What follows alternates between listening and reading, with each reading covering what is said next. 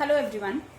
In previous lecture we discussed about some particular properties of metals and they are based on chemical nature of metals. So today we will discuss about the next property, which is reaction of metal with hydrogen. So when metal react with hydrogen, it form metal hydride. All metals do not combine with hydrogen. Only a few metals such as sodium, potassium, magnesium, calcium, etc. react with hydrogen to form hydrides. Specifically, we can say that in the reactivity series, the metals present above the hydrogen, they react with hydrogen and form hydride. The metals present below the hydrogen, they do not react with hydrogen to form hydride. Clear? For example, sodium react with hydrogen, it forms sodium hydride. Magnesium react with hydrogen, it form magnesium hydride. Basically जो भी hydrogen से ऊपर वाली metals हैं जिनको हम reactive metal consider करते हैं, वो सारे के सारी रिएक्ट करती हैं हाइड्रोजन के साथ और बनाती हैं हाइड्राइड. लेकिन जो मेटल रिएक्टिविटी सीरीज में हाइड्रोजन के नीचे प्लेस्ड हैं, वो हाइड्रोजन के साथ रिएक्ट नहीं करती और वो हाइड्राइड्स नहीं बनाती. ये बहुत ही सिंपल सा एक रिएक्शन है हमारे पास, reaction of metal with hydrogen. अगर जैसा कि हमारा क्लोरीन के साथ भी सिमिलर था, क्लोरीन में भी क्या था, हमारे पास पर्टिकुलर मेटल्स जो है वो क्लोरीन के साथ रिएक्ट करके क्लोराइड बनाती थी. तो सेम उसी तरह से हमारे पास है reaction of metal with hydrogen. अब हम बात करते हैं हमारी नेक्स्ट केमिकल प्रॉपर्टी की, which is reaction of metals with solution of other metals. हम सोडियम के साथ बाद में डिस्कस करेंगे. पहले reaction of metals with solution of other metals. अब फॉर एग्जाम्पल मेरे पास जिंक है, जिंक एक मेटल है. मेरे पास कॉपर सल्फेट एक सोल्यूशन है. So copper sulphate is a solution of metal. So we can say that copper sulphate is a metal solution. So when a more reactive metal is placed in a salt solution of less reactive metal, then the more reactive metal displace the less reactive metal, form salt solution. Same reaction which is we already discussed in chapter first, that is double displacement or simple displacement reaction. हमारे पास अगर कोई more reactive metal है किसी less reactive metal solution के अंदर, तो वो उसको डिस्प्लेस करने की टेंडेंसी रखती है. फॉर एग्जाम्पल हम यहाँ पे देखते हैं जिंक प्लस कॉपर सल्फेट. यहाँ पे हमारे पास जो जिंक है, अगर हम एक बार रिएक्टिविटी सीरीज देखें, zinc is more reactive, copper is less reactive. So zinc displace copper in the metal solution और ये बना देगा zinc sulfate plus copper. लेकिन अगर मैं इस रिएक्शन को इस तरह से देखूं, मेरे पास ZnSO4 है, जिंक सल्फेट है और इसको मैंने कॉपर के साथ मिक्स किया, इसके अंदर मैंने कॉपर ग्रेनुअल्स डाले. सो कॉपर जो है वो जिंक सल्फेट को डिस्प्लेस नहीं करेगा. There is no reaction perform. Why? Because copper is less reactive and zinc is more reactive. So remember one thing, always more reactive metal displace less reactive metal. Clear? So इसी के ऊपर हमारा ये पूरा concept जो है वो based है. एंड फॉर दिस आपको जो रिएक्टिविटी सीरीज है वो हमें याद होनी चाहिए. उसके लिए प्रीवियस लेक्चर में मैंने एक शॉर्टकट टेक्निक आपको बताई हुई है. अब हम बात करते हैं नेक्स्ट टॉपिक की. ये था हमारी last chemical property of metal.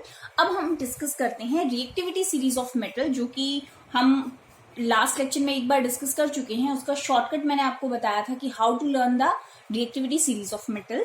So what is reactivity series of metal? The arrangement of metals in order of decreasing reactivities is called the reactivity series or activity series of metal. इसको हम activity series of metal भी बोलते हैं. अब ये एक ऐसा pattern है, एक सिस्टमैटिक अरेंजमेंट है जिसमें मोर रिएक्टिव मेटल्स को ऊपर प्लेस किया हुआ है और जो लेस रिएक्टिव मेटल्स हैं they are placed at the bottom. So for example हम यहाँ पे अगर देखें, आप सबके पास बुक्स हैं, बुक्स में आप एक बार ओपन करेंगे जो हमारे पास रिएक्टिविटी सीरीज ऑफ मेटल्स है. सो इन दैट सबसे ऊपर टॉप पे है that is potassium. So by this potassium is most reactive metal according to this reactivity series, and at bottom the last is platinum. So that means platinum is least reactive metal. Clear? So this is the arrangement of metals by a decreasing reactivity sequence. Clear? So now the question arises, what is the reason for different reactivities? क्या reason है कि कई metals बहुत ज्यादा reactive हैं और कुछ metals ऐसी हैं जो लेस रिएक्टिव हैं? So what is the reason behind that? For this, if a metal can lose electron easily to form positive ion, obviously हम सबको पता है कि जो metals हैं वो इलेक्ट्रॉन लूज करती हैं और इसीलिए उनके ऊपर पॉजिटिव चार्ज आता है. So if a metal can lose electron easily, अगर कोई metal easily इलेक्ट्रॉन लूज करके पॉजिटिव आयन फॉर्म करता है, it will react readily. So obviously अगर कोई easily इलेक्ट्रॉन डोनेट करता है, that means that react readily, बहुत जल्दी से रिएक्ट कर जाएगा for other substance. So it becomes a reactive metal. इसीलिए हम इसको क्या बोलेंगे? This is a reactive metal. On the other hand, if a metal lose electron less rapidly to form a positive ion, it will react slowly. Obviously अगर कोई धीरे धीरे electron को लूज करेगा, दैट मीन्स उसका जो रिएक्टिंग कैपेसिटी है वो भी बहुत ज्यादा कम हो जाएगा. सो दैट्स वाई उन मेटल्स को हम पर्टिकुलरली क्या बोलेंगे? These are least reactive. So what is the phenomena behind this? If a metal lose electron easily, that means that is a reactive metal. And if a metal can lose electron slowly, that means that is least reactive metal. So ये जो हमारा concept है, it is clearly based on the tendency of losing electrons. अगर कोई fast electron lose करता है, that means that is reactive. अगर कोई धीरे धीरे इलेक्ट्रॉन लूज करता है, that means that is least reactive. अब मेटल की बात कर रहे हैं तो दैट मीन्स एवरी मेटल जो है उसकी टेंडेंसी होती है कि वो इलेक्ट्रॉन लूज करेगी डेफिनेटली, बट उनका जो इलेक्ट्रॉन लूज करने का टाइमिंग है, जो उनकी कैपेसिटी है, उसके ऊपर ये डिपेंड करता है कि वो मेटल रिएक्टिव है या फिर नहीं है. So all metals which are placed above hydrogen in the activity series can lose electron more readily than hydrogen. These are called metals more reactive than hydrogen. Clear? For example, like potassium, sodium, calcium, magnesium, aluminium, zinc, iron, etc. So on the other hand, all metals which are placed below hydrogen in the reactivity series lose electrons less readily than hydrogen, and hence they are regarded as metal less reactive than hydrogen. So basically hydrogen जो है वो एक separation point है हमारे पास reactivity series का, एक comparative है जिसके बेसिस पे हम कंपेयर करके बता सकते हैं कि कौन से ज्यादा रिएक्टिव हैं और कौन से less. So now what is the importance of reactivity series? ये जो रिएक्टिविटी सीरीज हमने डिस्कस की, इसकी इम्पोर्टेंस क्या है, इसका हम क्यों स्टडी करते हैं और इसकी क्या यूजफुलनेस है? So the very first, by this it is easy to predict reactivity of metals. Obviously इसकी हेल्प से हम ये बता सकते हैं कौन सी मेटल ज्यादा रिएक्टिव है, कौन सी लेस रिएक्टिव है. Secondly, it provides information that reactive metals never found in free state because they are very reactive. Obviously ये हमारे पास एक इंफॉर्मेशन प्रोवाइड कराती है कि जो मेटल्स रिएक्टिव हैं वो कभी भी फ्री स्टेट में नहीं मिलेंगी. ऑब्वियसली अगर वो इलेक्ट्रॉन इजीली लूज करती हैं, दैट मीन्स वो इजीली दूसरे के साथ रिएक्ट करेंगी, that's why they never found in the free state. Similarly same phenomena applied for the less reactive metals. They can lose electrons less readily, so they can be found in free state. After that, the third point, by the position of hydrogen in series, it can explain that metals placed above the hydrogen are reactive, while metal placed below the hydrogen are less reactive. हम ये भी बता सकते हैं कि जो position है hydrogen की, उसके ऊपर वाली जितने भी मेटल्स हैं वो सारे के सारे रिएक्टिव हैं, नीचे वाले जो हैं वो लेस रिएक्टिव हैं. In the last importance is reactivity series also explain the displacement reaction. जो हमारी displacement reaction है उसको भी reactivity series explain करती है, because a more reactive metal can displace the less reactive metal from its solution. Clear? And this concept purely based on the reactivity series. So this is all about the importance of reactivity series, and reactivity series of metal क्या है उसके बारे में ये हमारी explanation थी. तो for this topic हमारे पास क्या important है? What is reactivity series? Definition of reactivity series. after that what is the reason behind different reactivities, and after that what is the importance of reactivity series.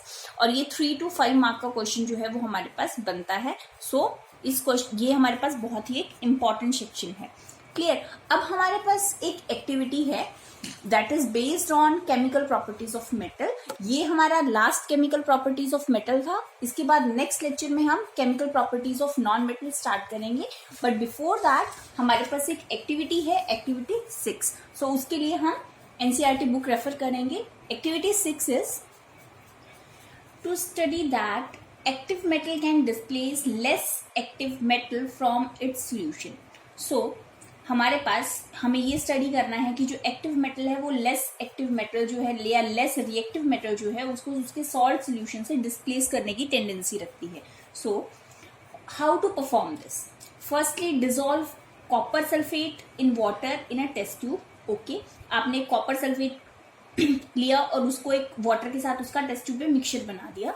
The colour of copper sulphate solution is blue. Obviously हम सबको पता है copper sulphate का solution जो है या copper sulphate की basically जो क्रिस्टल्स हैं they are blue in colour.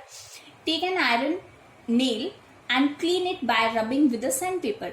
हमने एक आयरन नेल लिया, उसको हमने सैंड पेपर की हेल्प से रब किया. Why we rub the iron nail with the help of sandpaper? To remove it oxide. Clear. After that its colour is greyish white. Obviously जो हमारे पास fresh iron होता है that is greyish white in colour. After that place iron nail in blue coloured copper sulphate solution with the help of thread as shown in the figure. Wait for some time. अब हम क्या करेंगे, वो जो iron nail है उसको एक thread की हेल्प से हम टाई अप करेंगे और उसको हम सोल्यूशन के अंदर डिप करेंगे. Clear. So your first question is what do you observe. आपने क्या देखा. क्लियर. सो इसको हम कैसे एक्सप्लेन कर सकते हैं. सो जैसे ही आप उस कॉपर सल्फेट जो है उस सोल्यूशन के अंदर आयरन नेल को डिप करेंगे, अब ऑब्वियसली अगर हम देखें जो हमारी रिएक्टिविटी सीरीज है उसके बेस पे जो हमारा आयरन है, iron is more reactive and copper is less reactive. तो दैट मीन्स जो आयरन है वो कॉपर को डिस्प्लेस करेगा. Yes. So the blue color of copper sulfate solution has faded and become greenish because जो आपका आयरन है उसका खुद का ग्रीन कलर का जो पिगमेंट है वो आ जाएगा और ब्लू कलर जो है वो डिसअपियर हो जाएगा. The green color of the solution is due to the formation of ferrous sulfate. ferrous sulfate बन गया because अगर मैं यहाँ पे देखूं ये Fe आयरन नेल था. This is your copper sulfate. This is gray. This is blue. So displacement reaction occur होगा definitely because this is more reactive, this is less reactive. Your solution is FeSO4 plus Cu. So this FeSO4 is green in color. Clear? यहाँ तक clear हुआ. After that इसके बाद हम क्या देखेंगे. We will observe that a brownish coating is formed on the surface of iron nail. अब जो हमने आयरन नेल डाला था उसके ऊपर एक ब्राउन कलर का लेयर जो है वो डिपॉजिट होना शुरू हो जाएगा. Clear. So now dissolve iron sulphate in water in another test tube. अब हमने क्या किया, एक अगेन फ्रेश टेस्ट ट्यूब लिया, उसके अंदर मैंने क्या किया, आयरन सल्फेट लिया. क्लियर. आयरन सल्फेट लेने के बाद मैंने उसके अंदर एक कॉपर का जो रिंग था उसको थ्रेड के साथ टाई अप किया और उस टेस्ट ट्यूब के अंदर डिप किया. सिमिलरली जैसा कि हमने प्रीवियस के अंदर किया था. आपने उसको कुछ टाइम के लिए छोड़ दिया. तो उसके बाद हमारा नेक्स्ट क्वेश्चन है व्हाट डू यू ऑब्जर्व. आपने अब क्या नोटिस किया. सो अगर हम इसको ध्यान से देखें, FeSO4 कौन सा कलर था हमारे पास, ग्रीन. कॉपर का कौन सा कलर होता है, ब्राउन. अब Fe is more reactive, copper is less reactive. तो क्या ये रिएक्शन पॉसिबल है? No, there is no reaction performed. तो your answer is no reaction. Clear? So by this activity हम क्या बोल सकते हैं? By this activity हम ये बोल सकते हैं iron can displace copper from its solution. Okay? Copper cannot displace iron from its solution. Okay? So therefore iron is more reactive than copper.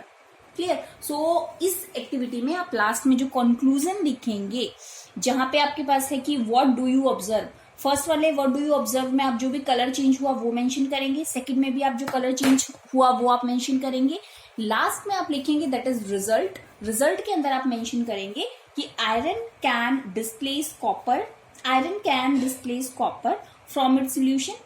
After that the second point is copper can not displace iron from its solution, okay.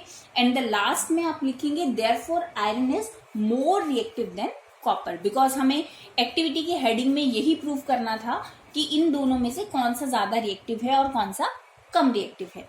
Clear? So this is your activity 6.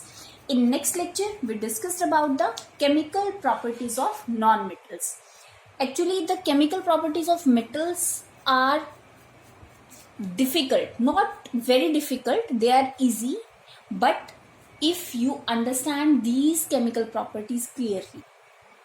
So, please focus on this. This is very important section of the chapter and it carries about 4 to 5 marks in board examination.